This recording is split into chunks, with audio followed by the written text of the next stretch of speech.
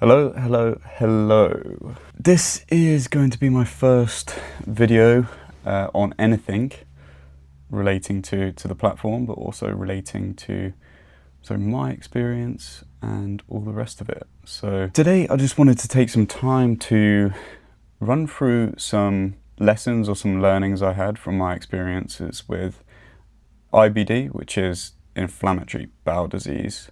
It's essentially a group of chronic conditions that can include a whole host, but primarily, or the most frequent ones, are ulcerative colitis and Crohn's disease. I personally suffered with ulcerative colitis, so I understand my experience is more tailored towards that.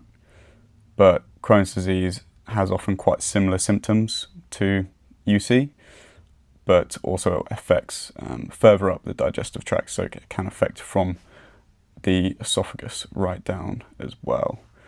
Considering this is a video regarding IBD, I think you know why you're clicking on it. You know why or what it is and how it affects you, to a small extent to a large number of you, but to a large extent to some of you potentially as well.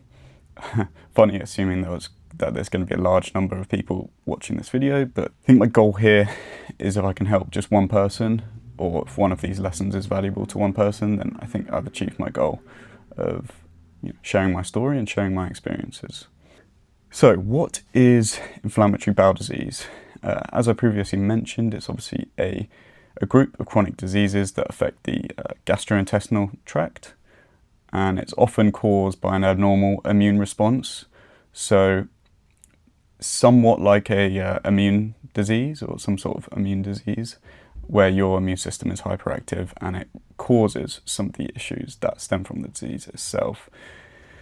Obviously mentioned already that Crohn's disease and ulcerative colitis fall into this category. Crohn's affects the whole digestive tract, while ulcerative colitis focuses more on the colon itself, as well as the rectum. So what's the sort of impact of the disease? And I'm sure most of you know well what this is, but generally things like chronic abdominal pain, diarrhea, fatigue, weight loss, consistent flare-ups of illness, which naturally can affect daily life, your mental well-being, as well as your long-term health as well. I think it's worth mentioning one key hallmark, and it's not present in everybody, is rectal bleeding. And that's a pretty sinister one that I think if you see that and you're wondering if you have IBS or you have some sort of digestive issue, that's the key one to bring up when you go to see a medical professional or something along that lines. And it can be the differentiator from some other gastrointestinal illnesses that people might have. So to give you a bit of background about myself, I'm currently a 27-year-old and I've had inflammatory bowel disease, or IBS, since I was around 23. I did have some sort of stomach and abdominal pain issues leading up to then, but that's when the most present symptoms started to occur in me and start to really affect my quality of life and my day-to-day processes and stuff like that. So my IBD itself actually led to me having what's called a subtotal colectomy last year, which I see as kind of the nuclear option. I call it the nuclear option because it's what you do when all else fails. And so since then, I've been living with stoma, which drastically affects how you go through your life day to day, and just normal day-to-day functioning.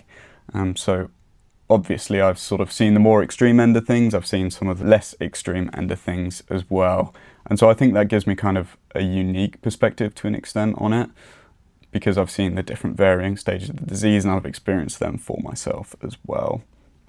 So today, I've considered at length quite a few of the key challenges that is faced with IBD.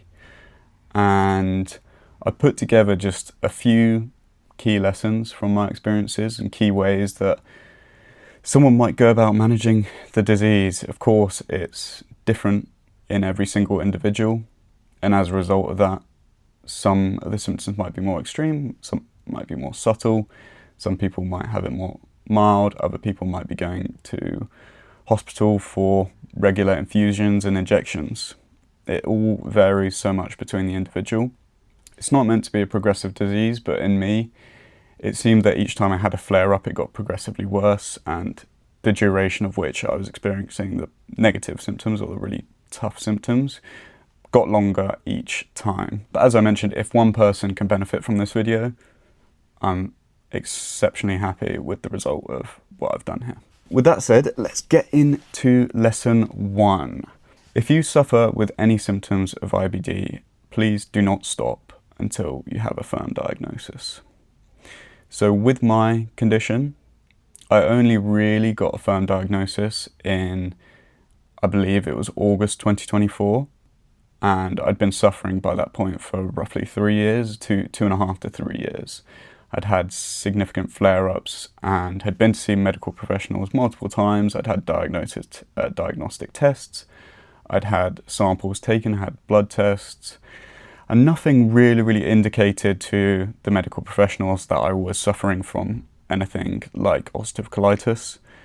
They thought I simply had irritable bowel syndrome. And I think this is where the onus came to me a little bit, because I stopped after seeing the medical professional, and I would have flare-ups, they would go away, and I would sort of rest easy that things were okay. So what did this mean? This meant that I was never offered any drug treatments or other health treatments or therapies to manage my IBD, and as a result, never really had a firm thing to do whenever I started to go into a flare-up, except for reach out to medical professionals, ask what is happening with me, and ask for a diagnosis effectively. So I never had anything firm. And I think a big part of that was the uncertainty that killed me to a large extent. Not knowing what it was, but also kind of knowing what it was. You do your Google analysis, you do your search engine analysis and stuff like that. So you get a good idea of what it could be, but never getting that firm diagnosis meant I never got the treatment for it.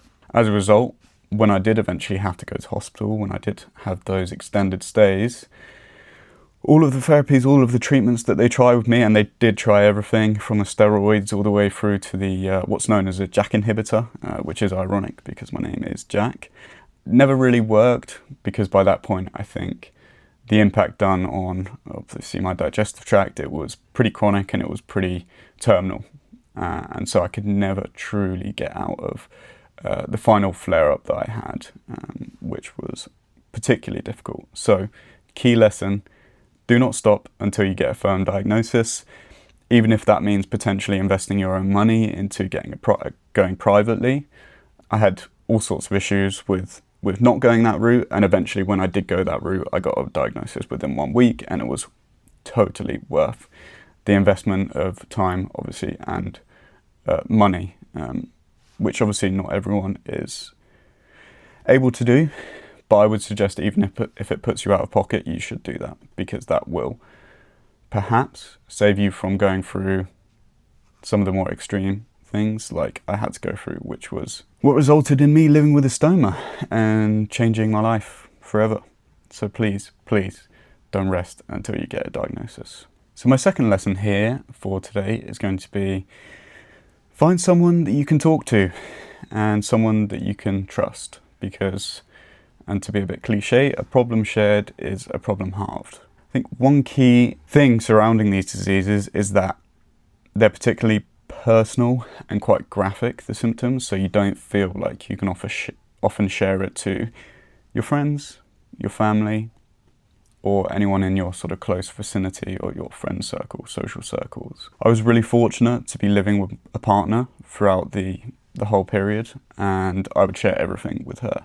Unfortunately, that was to her detriment to a large extent. She did amazingly to support me and do whatever, but it was a large burden on her, and trying to get her to enthuse me, to try new things, to seek diagnosis, to get all of these things was extremely difficult. But we shared the problem and we balanced it together, and she supported me, and thank her to no end for that, because it was infinitely difficult for her. It was obviously difficult very much for myself as well. I understand that some people watching this might not be in a similar position where they have someone like that they can reach out to or speak to.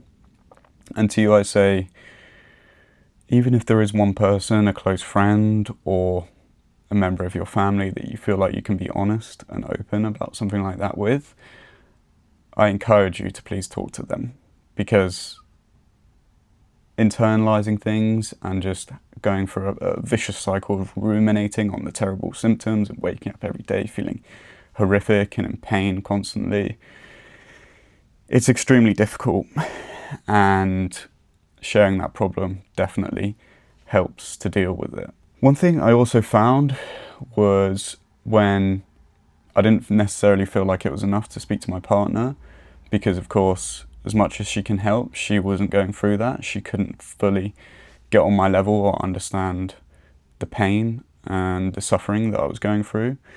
I did actually reach out to some online forums. So I reached out to or engaged with the Reddit ulcerative colitis forum, and I believe I'm sure there's a Reddit IBD forum. I know now that there's a Reddit sort of stoma forum as well, so have the freedom to engage with that if I want. I haven't necessarily been all too much, but my life has been a lot better since actually having this surgery, and things have improved to a point where I don't feel like I have to dwell on it all too much or scroll through online forums to seek help. A charity or one other source of some support, I think, could be the Crohn's and Colitis UK charity.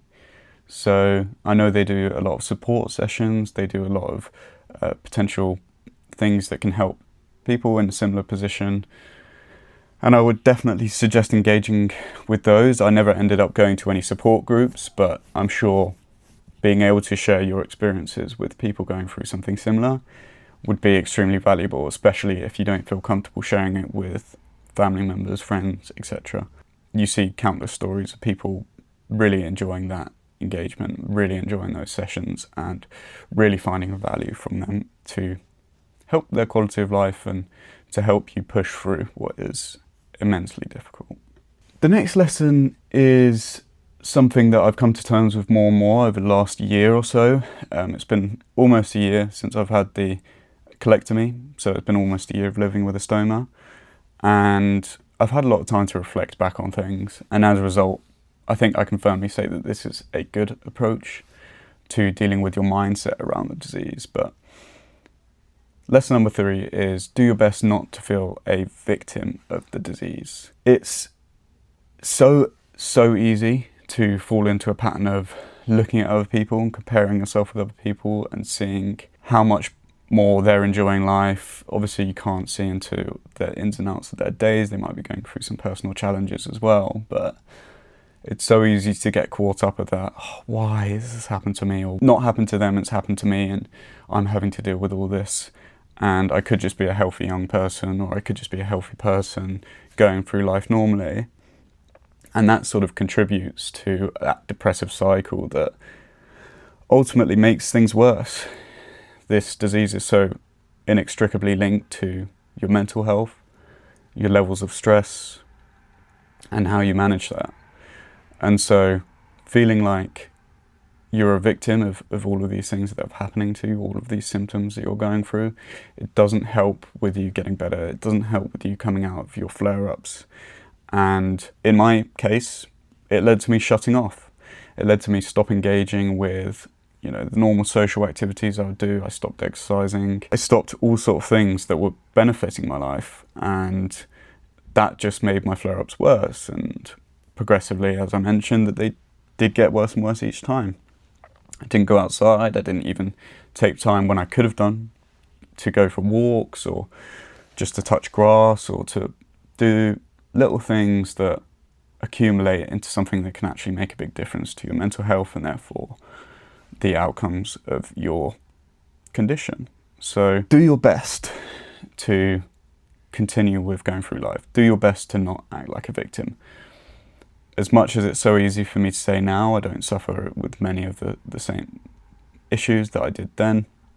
It's not to say I don't have issues, but not identifying yourself as a victim of the disease and actually looking outside and really just trying to do as much proactive stuff that you can to make the outcomes of the disease have as minimal impact on your life as possible will make you a much happier and will make you a nice person to be around, but also help with the outcome of your disease. And this probably applies to people who have symptoms of the disease that are on more of the mild end.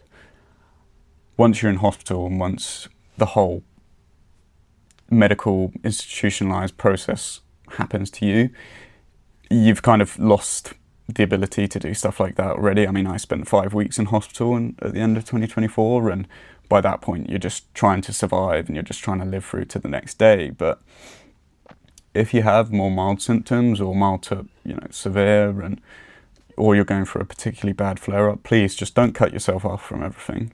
Engage in your online forums, speak to people, as we touched upon in the previous lesson as well, and do your best to manage your stress without just internalizing, shutting yourself off, and being stuck looking within the four walls that you're in and not engaging with everything, because that will just add and accumulate and make your disease worse ultimately. So having that mentality will definitely help with the outcomes of your disease as well.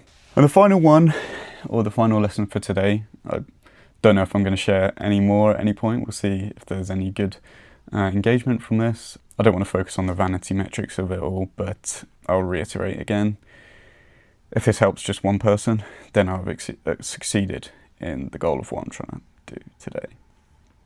So understand this also won't apply to everyone, but if you are employed, be honest with your employer. IBD can present itself at sort of any age. You could be really young. Some people suffer from being a child. Some people get it in their 20s to 40s. So it really has quite a wide range of ages that it can impact people, or the symptoms can come about. And what this means is that some people will be doing their university, some people will be working. For me, it presented when I was working, and I would say I'm a fairly career-driven person, and therefore it really heavily impacted how I worked, the outputs that I could do, and even going to work. Some days I would wake up, I'd be in agony and wouldn't even want to go to work. I think with my latest job, being super and overtly honest with my employer really helped take a massive weight off my shoulders. I had a position where I was fairly new to the IBD or having IBD symptoms, and I wasn't totally honest with my employer.